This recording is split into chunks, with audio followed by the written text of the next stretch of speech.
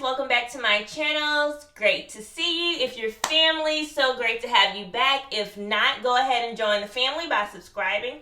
Also, go ahead and hit a thumbs up and like this video and hit the bell so you'll constantly know when I have new videos posted. So I know you probably saw the title. Today is a Christmas time video. I am going to be showing you how I make a DIY ornament wreath like the one behind me. This is the one I made for me and Bae for this year. I had so much fun making it, so I decided to make one on camera for you guys so you can do it yourself at home. So all you need basically is just a wire hanger. So it's really going to save you money. These things go in store for like $80 to $120, so why not save a few bucks? I think this project really cost me maybe 15 bucks. It really depends on what type of ornaments you want. Right here I have red and silver. This one isn't for me.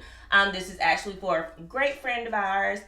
But you have your ornaments, any type of decor you want. I have pliers to help me to twist the hanger, and then I also have some glue guns here to help me put on the decor. So stay tuned and get your wire hanger so you can follow along.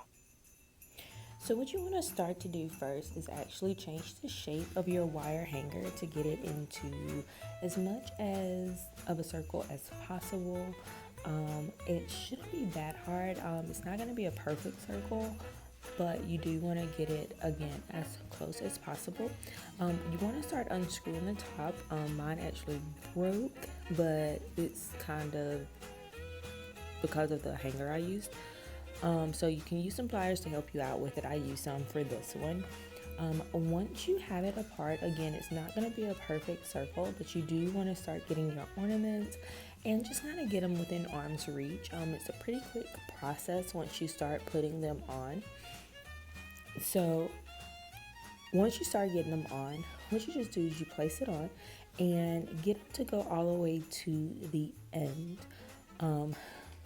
It was kind of funny because like some of mine were like popping off, and then I did have some trouble kind of getting them on, so Maurice had to come in off camera and help with the end that I'm putting the balls on because it was just way too wide.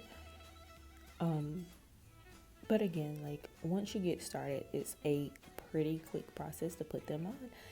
And what you want to make sure you do is just kind of make up your own pattern in your head. Like it's your wreath is what you want to do with it. So it's really, really easy to just decide what you or how you want to start placing them on.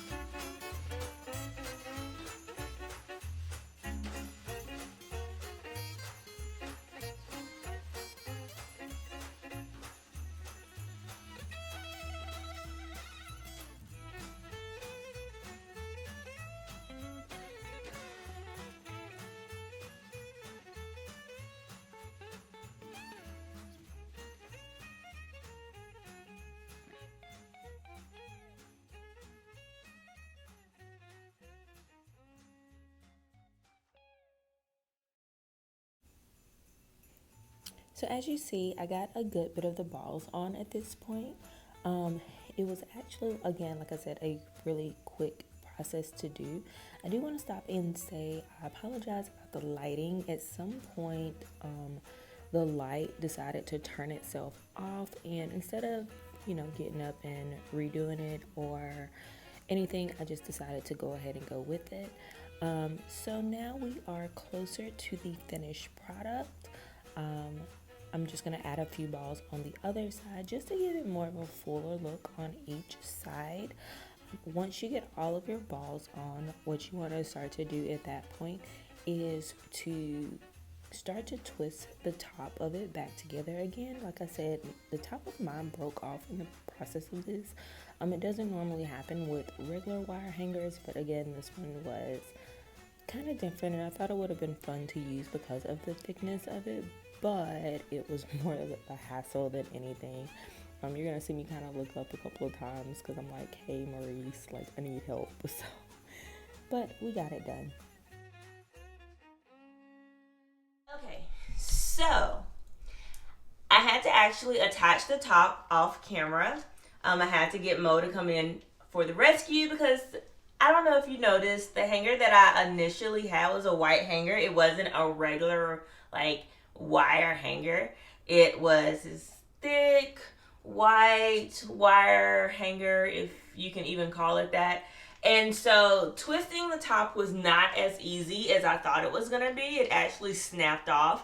So I had a panic moment and I had to go and get Murray's. So he fixed it for me so it's all together. So once you get all your balls on, and also some of your balls may pop off. Like I have these sitting to the side because some of the tops popped off. That's really just going to depend on how much you spend on your balls and what type of balls they are. But as long as you have enough, you can get through it. So this is all of the balls on the wire hanger. It's actually made a really cute wreath.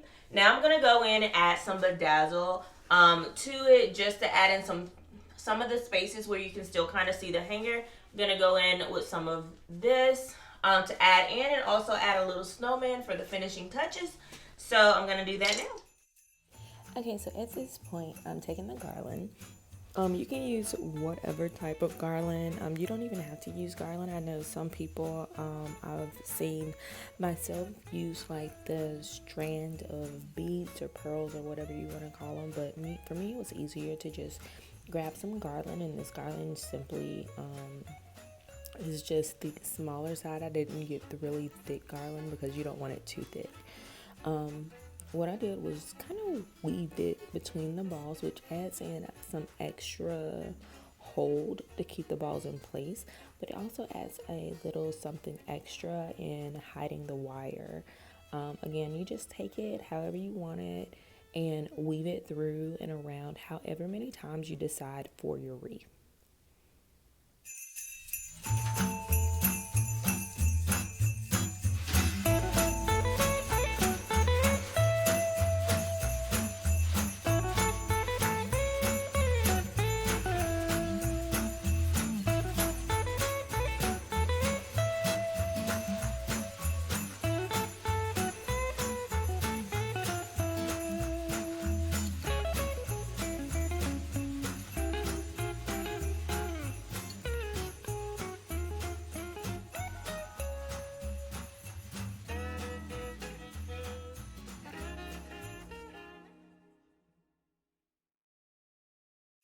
So once done, I decided to get this little guy. I started to name him Frosty, of course, so cliche, right? But I just took a piece of picture wire and decided to run it through the top just to give him a little more length so he could hang towards the middle. I wrapped that around the top, twisted it, and cut the wire. It was really easy to cut just using the pliers. I forgot to name that Maurice told me they actually were, but we're just going to call them pliers. And that was it. He was on there and hanging, and this is the finished product. Again, it's so easy to make. All you need is the items that I named in the beginning, and also a bit of patience with balls that decide to pop off. But I love making these. I've made a few this year already for other people. I hope you enjoyed it yourself.